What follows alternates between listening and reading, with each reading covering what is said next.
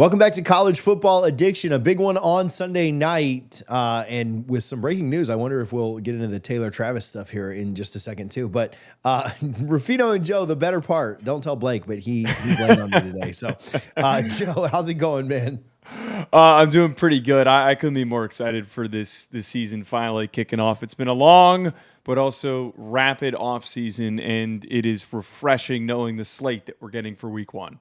Yeah, the very minor appetizer that we got last weekend is a full-on, 64-ounce ribeye. Like, even Thursday night's got Nebraska playing, and then you get all the way through to Monday with good games. Obviously, 2 games on Sunday night, which is a lot of fun. Saturday's unreal. Friday night's fun. I mean, I just named all the days. But, I was thinking of more games as I just kept going. Friday night's great with Colorado, Baylor, and Colorado, Georgia Tech, and Auburn, Baylor. There's really good stuff. Does it feel, because Notre Dame got so close last year and got to just almost to the mountaintop, does it feel like it's got to be championship or bust? Is that the mindset, or is it different because of a new quarterback, or what's the mood there?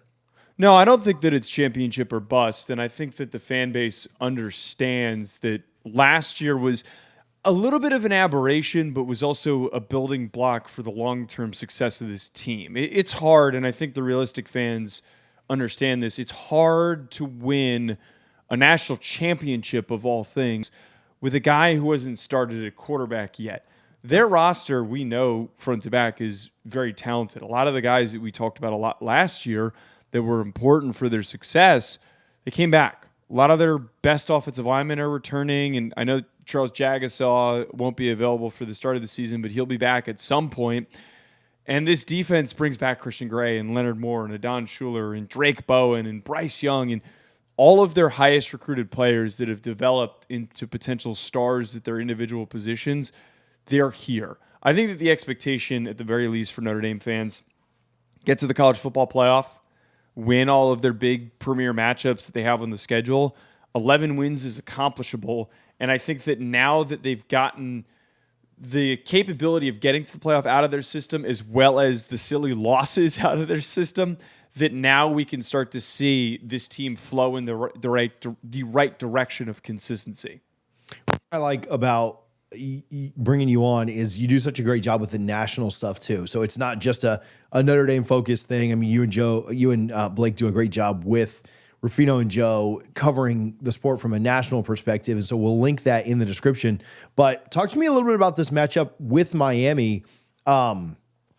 Just overall, give me an idea of just thoughts on Carson Beck, as a lot of people down on him because of off-field stuff or just, I don't know, a rough 2024. But then not only Carson Beck and maybe the Carr-Beck matchup, but also just from a roster perspective, not going too deep because I'll ask about some specific things there too. But is it fair to say that Notre Dame maybe has a slight edge from a complete roster's perspective, but the all-important quarterback battle might go to Miami? Right. That is how we previewed it when we did the preview last week, and how we've kind of talked about it on Rufino and Joe show and my realistic expectations for this game. I look at the roster comparisons overall. They've evenly matched rosters where Notre Dame is an edge at running back and they have a significant edge in their secondary. It is going to be a tough task, even though I love Corey Heatherman and I think that he is going to be a great defensive coordinator and he's exactly what they needed. I think it's really hard to expect right off the bat in week one all of those new defensive backs to play cohesively together. It is a position group that requires a lot of communication and also trust with everybody that is around you. So I'm not saying that they could get completely thrown on and they get completely gashed, but I think that there's going to be a broken play here or there. It's just the reality of how football works. It's hard to immediately step in, especially in the current version of college football with the transfer portal. But where I see the path and what we talked about on Rufino and Joe, that I believe Miami has the advantage in how they could effectively win, is Carson Beck playing to his potential. I think that this new setting is going to be so great for him. They showed this offseason that there's a little bit of, not a crazy identity shift, but a conservative identity shift where they want to run the football more.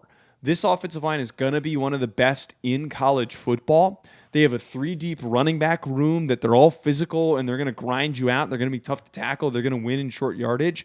And they've got some weapons on the outside, but they're still having to replace big-name guys, especially Xavier Restrepo.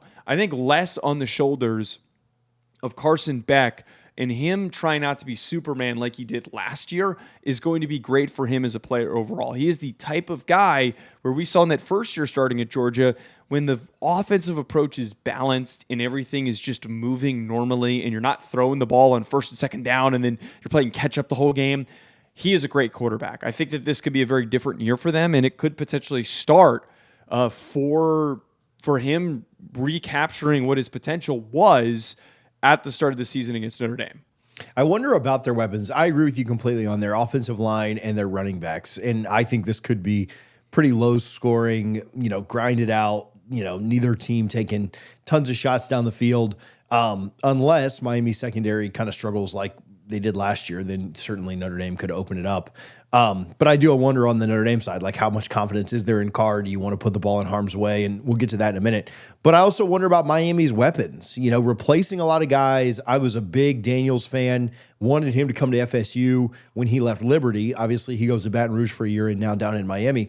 But who really emerges as that guy? Because one of Beck's biggest struggles last year was not having enough on the outside at Georgia, leading the country in drops. They actually had the talent. They just couldn't put it together. But if Miami is kind of in a similar situation, not just in this game, but this year, does Beck revert back to, all right, I got to be Superman because nobody on the outside can catch the ball? I do think the run game will help them with that, help limit that some.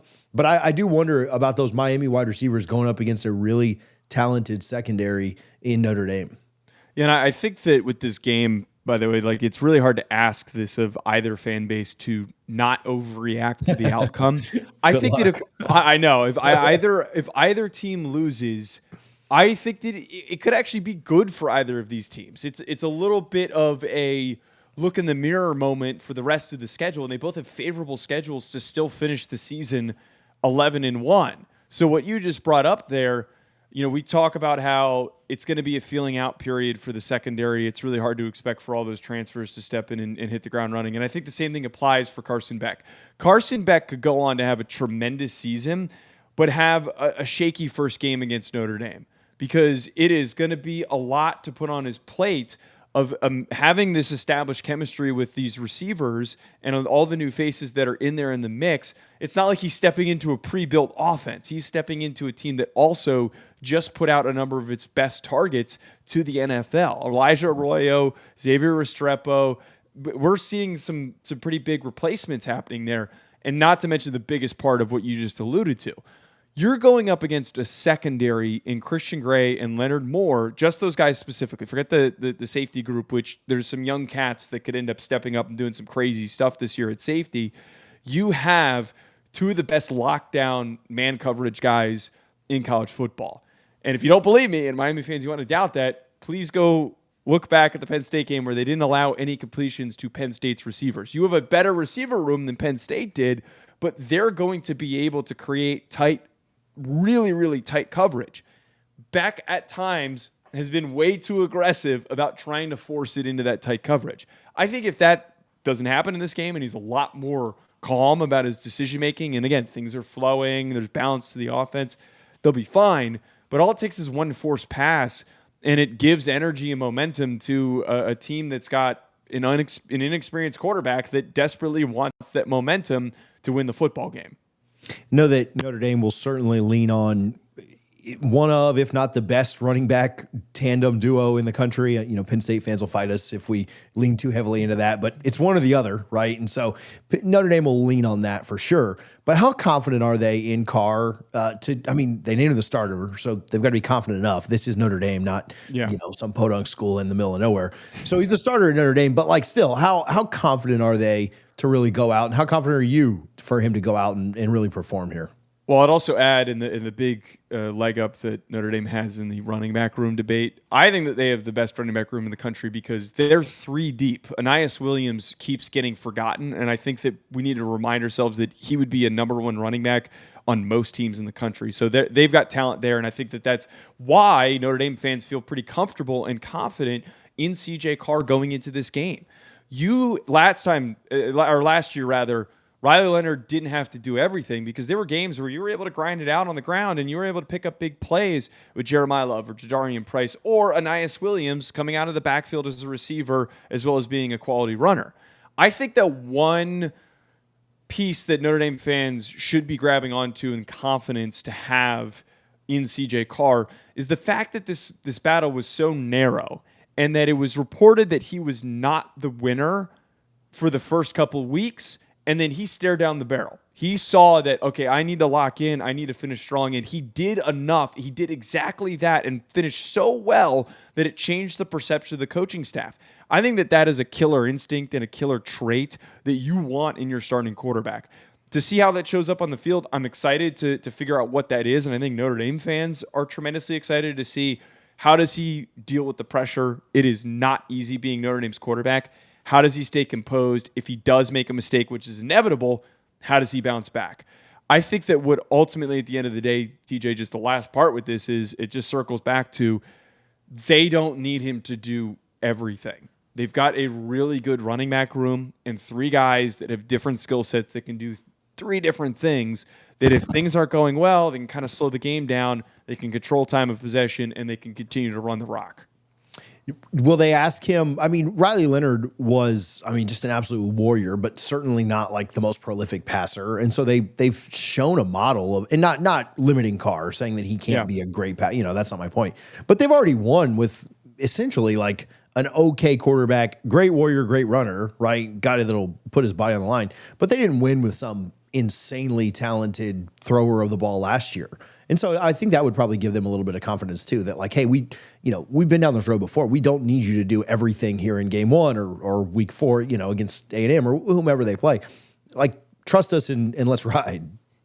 Right. And CJ Carr is not the same type of athlete that Riley Leonard is, but he's a much better natural passer. And I think that was where a lot of times Notre Dame fans were watching games last year. It's like, man, he's doing all the right things. He's putting his body on the line, but you kind of have this thought in the back of your head. It'd be really great if we had ourselves a guy that could just dot up a defense and string together a big drive as a passer rather than as a runner. We saw what the result was when they had to lean on that so much against Ohio State. It eventually came to head because some of their drives were very unsuccessful early on in that game. So the big thing here, TJ, as well, isn't talked about enough.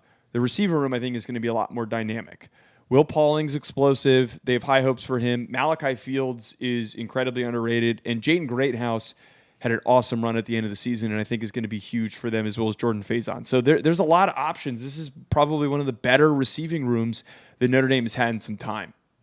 Let's go around the country just real quick because, again, I know you do the national stuff, but we've got like 2 or 3 minutes. Just quick score or prediction and reason why. Texas, Ohio State.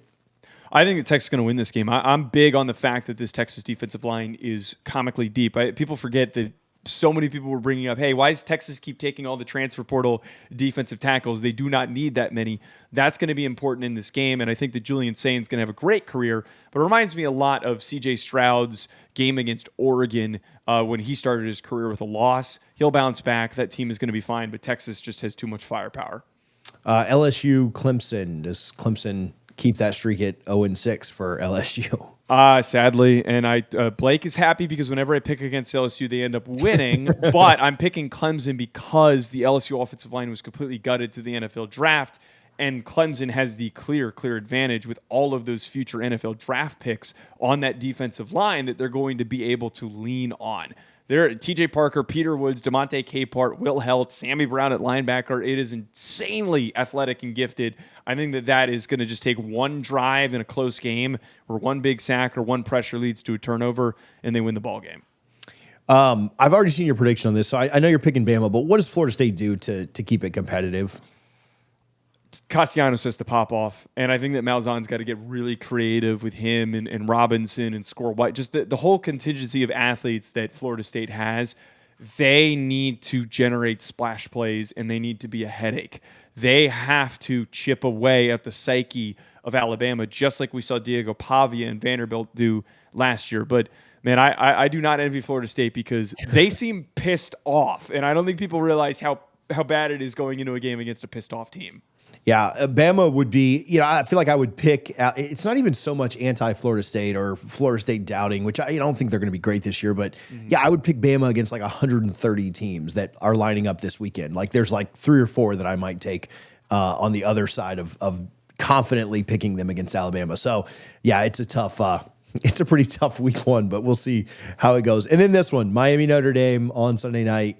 What's the feeling at this point? I won't dish out a full prediction because I hate picking in favor of my own team because it never ends well for me. But I really think that Notre Dame is going to win this game. I think that knowing the turnover history for Carson Beck, all it takes is one pick, and Notre Dame is able to dominate time of possession. 1 interception, 1 fumble is all Notre Dame needs to aim for, I think, to win this game. But they need to have their head on a swivel because we know that that's an environment at Miami that can really, really tank a young quarterback if he does not have his head on straight.